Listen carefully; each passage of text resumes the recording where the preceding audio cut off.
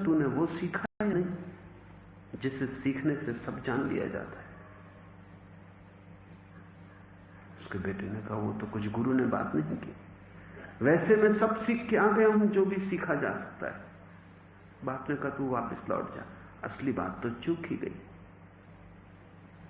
असली बात उसको सिखाया नहीं जिसको सीखने से सब सीख लिया जाता है, मगर वो सीखना शब्द से हो ही नहीं सकता।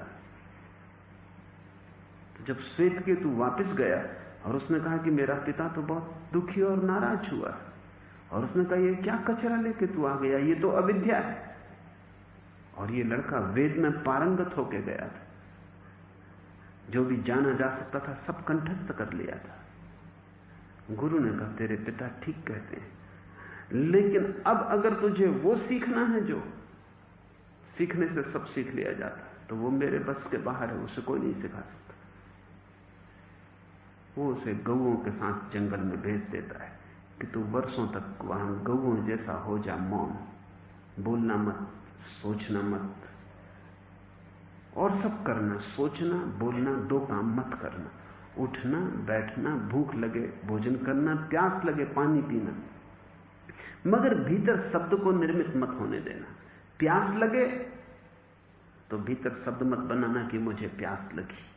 उठना, जाना सरोवर के तट पर पानी पी लेना, पानी पी ले और प्यास बुझ जाए तो भीतर शब्द को मत बनाना कि प्यास बुझ गई।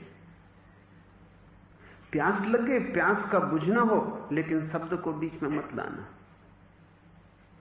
सुबह सूरज निकले तो देखना, लेकिन मत कहना कि सुबह हुआ। रात सूरज ढल जाए तो देखना, मगर मत कहना कि रात हो गई। कहना मत, बोलना मत, सोचना मत, गाय जैसा हो जाना।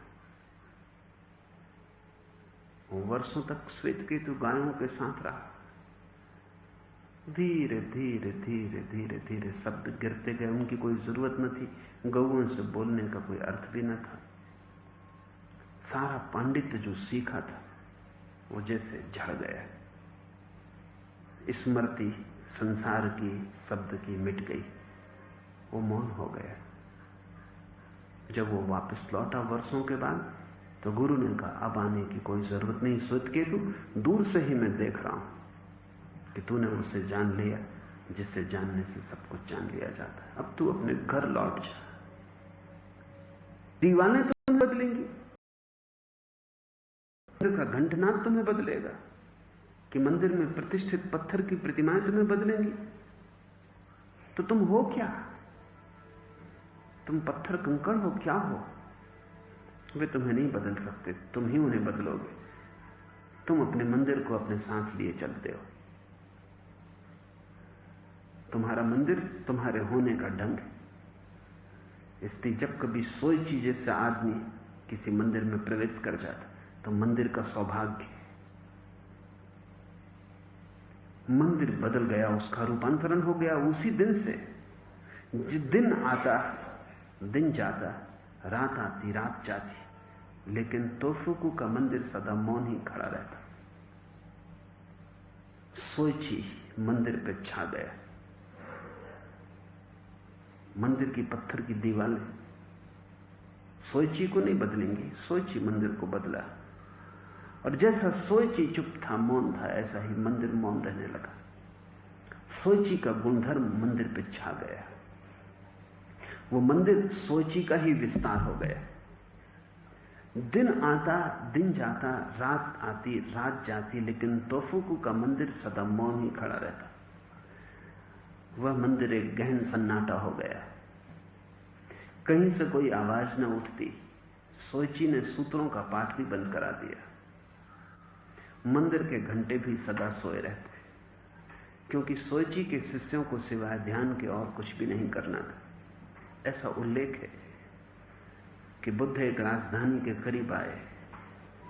उस राजधानी का सम्राट था अजातशत्रु। उसके मंत्रियों ने अजातशत्रु को कहा कि बुद्ध मिलने जैसे का डरता भयभीत, क्योंकि कुछ खतरा ना हो, वो छोड़ के किसी भांति मंत्रियों के साथ चला। थोड़े ही दूर जाके वो ठिठक के खड़ा हो गया। उसने कहा कि मुझे संदेह होता है, क्योंकि तुम कहते थे 10,000 भिक्षु बुद्ध के साथ हैं, और यहां सन्नाटा है।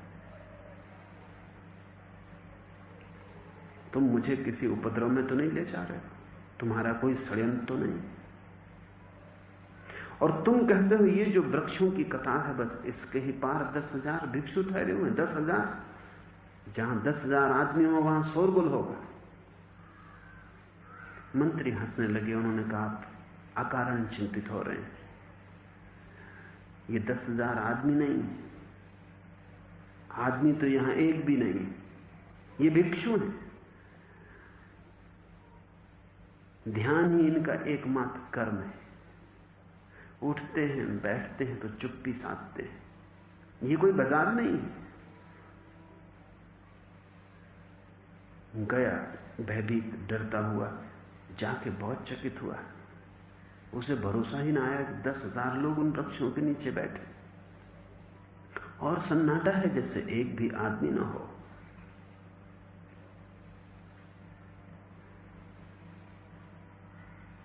जैसे ही सन्नाटा होता है तुम्हारे भीतर, तुम्हारी आदमियत खो जाती है, दिव्यता प्रकट होती है।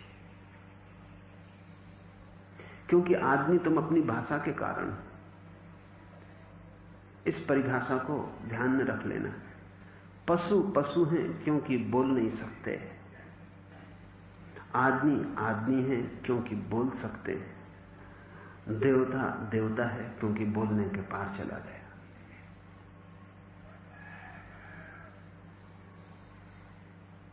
बीच में आदमी है पशुओं और परमात्मा के, जहां भाषा की कड़ी, और आदमियत को पार करना है तो ही तुम्हारी दिव्यता का अवतरण हो। सोइची जैसे ही मंदिर में आया, मंदिर का रूपांतरण शुरू हो गया। वहां सन्नाटा रहने लगा, मौन खड़ा रहता मंदिर।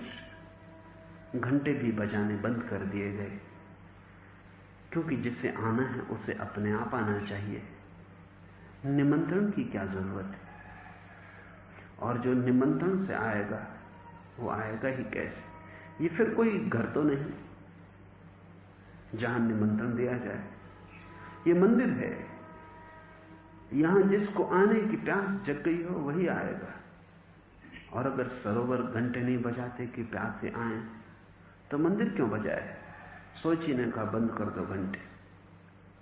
हमें उन्हें नहीं बुलाना है जो अभी आने को तैयार नहीं, और जिन्हें आना है वो आ जाएंगे। वे खोजते हुए आ जाएंगे।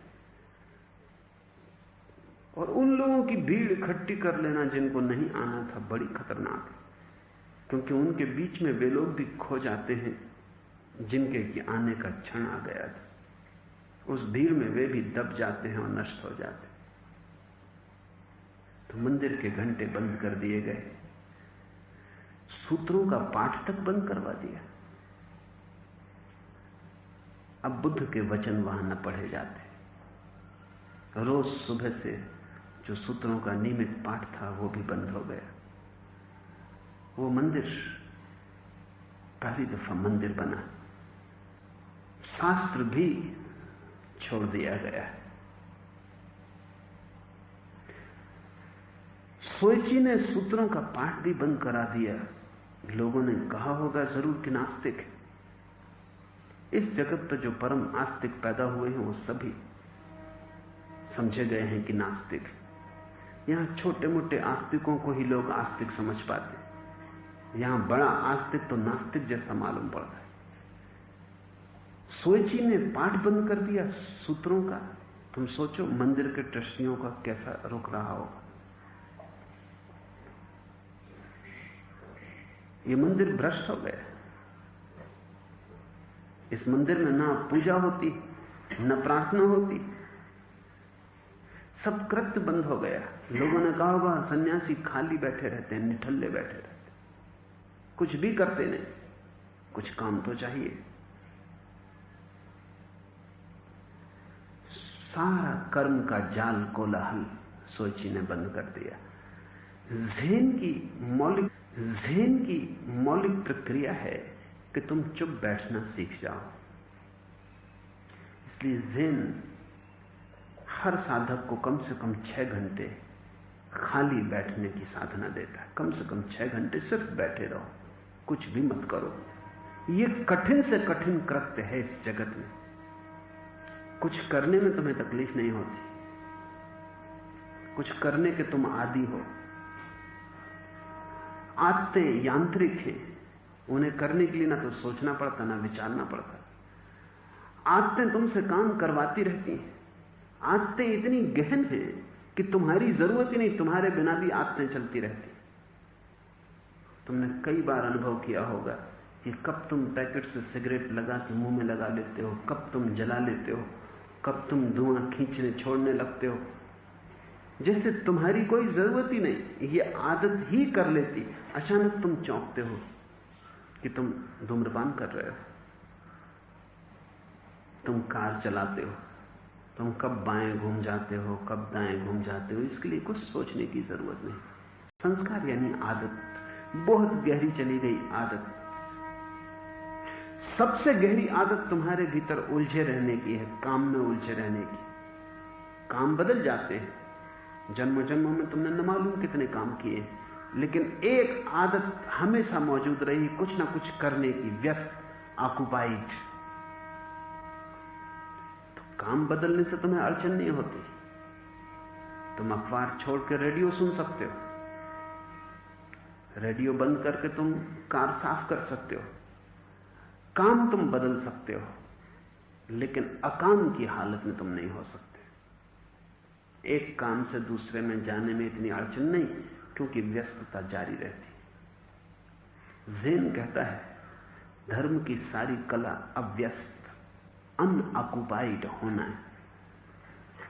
इसलिए साधारण कर्मी लोगों को, कर्मठ लोगों को तो ज़ेन फकीर आलसी और काहिल मालूम होते हैं कि सिर्फ बैठे निठल्ले, कुछ भी नहीं कर रहे। जापान में भी उनकी निंदा और आलोचना होती रही है, भारत में भी होती है। जहां भी धर्म पैदा होता है